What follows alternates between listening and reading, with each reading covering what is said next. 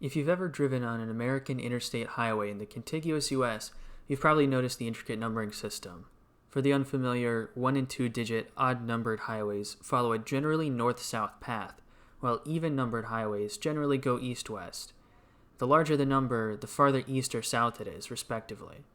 To give an example, I-95 is a north-south route that's farther east than I-75, and I-90 is an east-west route that's farther north than I-80. This is kind of the opposite of the U.S. numbered highway system, the older, less colorful sibling of the interstate highway system, that puts larger numbers in the south and west. There are also 3-digit auxiliary interstates and numbered highways that have their own set of rarely followed rules, but that's too much to get into right now. Anyway, these are the rules written by an organization called AASHTO, or the American Association of State Highways and Transportation Officials. As with any rules, they were made to be broken, and broken they are. Sometimes you might see an extra letter at the end of the number, an old format akin to the auxiliary system we use today. Other times you might see a highway in 2 places with the same number that are disconnected, like I-76 and I-84. That was mostly phased out in 1980. There are even times when you might see a highway on a regular road before becoming a highway again, like I-70. Like the last 2 rule breaks I mentioned, the one that makes me the most heated is also in Pennsylvania. At the ripe old age of 11, I moved from the Sunshine State to that of the Keystone, so called because it's the gateway between the South, New York and New England, and the West. That thing that draws people to, or more often through, the state is its laundry list of highways passing through it.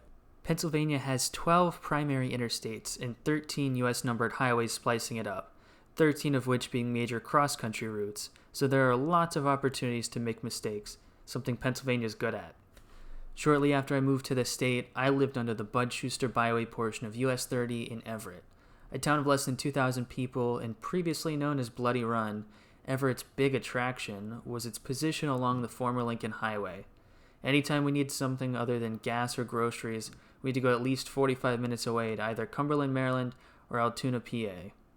More often than not, we went to Altoona, taking I-99, aka the Bud Shuster Highway, to get there. It didn't mean much to me then, but now it feels like Bud Shuster's taunting and laughing in the face of every highway enthusiast who has the displeasure of traveling his route. If you're not familiar with the area, you probably don't know that Altoona, and thus I-99, are in west central PA. This places the highway east of I-79 and west of I-81, but there's an issue. There aren't any odd numbers between 79 and 81, and based on the numbering system, I-99 should be east of I-95 and I-97.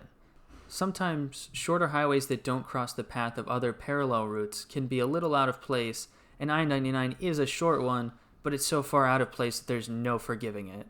Scratching the surface of its history, we can see that none other than Bud Shuster is at the heart of I-99. During his time in Congress representing the state, Shuster overhauled the way highways in the area were built. Riding the high of finishing large roadwork projects, he decided to stick a new interstate in the middle of his state. This is a move I can agree with, but then, while he was writing the highway into law, in a move never before seen, he bypassed AASHTO and names the road Interstate 99. It is technically in the northeastern region of the U.S., but that's its only saving grace. I-99 was originally going to be a spur auxiliary route of I-80, which makes sense, but that name was not catchy enough, according to Shuster, and at the time of its designation, 99 was barely over 50 miles long and did not leave Pennsylvania. These days, I-99 has a short segment in New York that is, for the time being, disconnected from the current alignment in Pennsylvania. US 15 connects the 2 segments in the meantime. US 220, which is already concurrent with, or uses the same road as, I-99, follows a similar path to the future route, but has already served the area for years, so a new interstate in such a sparsely populated area doesn't make much sense. Delaware has also been considering installing its own alignment of I-99 that would connect Wilmington to Charleston, South Carolina. Covering an area that makes sense and would see proper traffic flow, I fully support this version of the highway. However, having another segmented interstate with both parts so close together would undoubtedly cause lots of confusion among drivers. Connecting the two directly would be even more of a train wreck, since they're both north-south highways that are hundreds of miles apart on their east-west sides. So, what's the solution, I hear you ask?